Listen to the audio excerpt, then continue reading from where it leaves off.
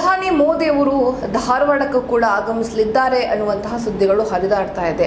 ಆದ್ರೆ ಅದಕ್ಕೂ ಮುನ್ನ BS ಯಡಿಯೂರಪ್ಪನವರಿಗೆ ಒಂದು ಟಾಸ್ಕ್ ಅನ್ನ ಕೊಡಲಾಗಿದೆಯಂತೆ. ಏನು ಅದು ಟಾಸ್ಕ್ ಅಂತ ಕೇಳೋದಾದ್ರೆ, ಈಗಾಗಲೇ ದಿಂಗಾಲೇಶ್ವರ ಶ್ರೀಗಳು ನಾನು ಕೂಡ ಪಕ್ಷೇತರ ಅಭ್ಯರ್ಥಿಯಾಗಿ ಕಣಕ್ಕಿಳಿತೀನಿ ಅಂತ ಹೇಳಿದ್ದಾರೆ. ಹಾಗೂ ಒಂದು ವೇಳೆ ಅವರು ಏನಾದರೂ ಕಣಕ್ಕಿಳಿದ್ರೆ ಇತ್ತ ಕಡೆ ಪ್ರಹ್ಲಾದ್ ಜೋಶಿ ಅವರಿಗೆ ಭಾರಿ ಪೆಟ್ಟು ಬೀಳುವ ಸಾಧ್ಯತೆ ಇದೆ. ಪಕ್ಷೇತರ ಅಭ್ಯರ್ಥಿಯಾಗಿ ಸ್ಪರ್ಧಿಸುವುದಾಗಿ ದಿಂಗಾಲೇಶ್ವರ ಶ್ರೀಗಳು ಘೋಷಿಸಿದ್ದಾರೆ. ಈ ಬೆನ್ನಲ್ಲೇ ಫುಲ್ ಆಕ್ಟಿವ್ ಆಗಿರುವ ಶ್ರೀಗಳು ನಿನ್ನೆ ಹರಿಹರ ಪಂಚಮಸಾಲಿ ಮಠಕ್ಕೆ ಭೇಟಿ ನೀಡಿದ್ದಾರೆ. ಅಲ್ಲದೆ ಧಾರವಾಡ ಕ್ಷೇತ್ರದಿಂದ ಅಭ್ಯರ್ಥಿಯಾಗಿ ನಾನು ಸ್ಪರ್ಧಿಸ್ತೀನಿ ಅಂತ ಹೇಳಿದ್ದಾರೆ. ಆದ್ರೆ ಪಕ್ಷೇತರ ಅಂತೇನು ಹೇಳ್ಕೊಂಡಿದ್ದಾರೆ. ಬಟ್ ಇದು ಒಂದು ಬಿಜೆಪಿ ಹೈಕಮಾಂಡ್ಗೆ ಬಿಸಿ ತುಪ್ಪವಾಗಿದೆ. ಪಕ್ಷೇತರನಾಗಿ ಸ್ಪರ್ಧಿಸ್ತಾರಾ ಅಥವಾ ಕಾಂಗ್ರೆಸ್ ಅಭ್ಯರ್ಥಿ ಆಗ್ತಾರಾ ಅನ್ನೋ ಬಗ್ಗೆ ಚರ್ಚೆಗಳು ಹುಟ್ಟಾಗ್ತಾ ಇದೆ. ಲಿಂಗಾಲೇಶ್ವರ ಶ್ರೀಗಳು ಧಾರವಾಡದಲ್ಲಿ ಲಿಂಗಾಯತ ಮತಗಳನ್ನ ಸೆಳೆಯೋದಕ್ಕೆ ಶುರು ಮಾಡಿದ್ದಾರೆ. ಆ ಮತಗಳ ಮೇಲೆ ಕಣ್ಣಿಟ್ಟಿದ್ದಾರೆ. ಅದು ಪ್ರಹ್ಲಾದ್ ಜೋಶಿ ಅವರಿಗೆ ಅಸಾಧ್ಯತೆಗಳಿದ್ದಾವೆ. ಹೀಗಾಗಿ ದಿಂಗಾಲೇಶ್ವರ ಶ್ರೀಗಳ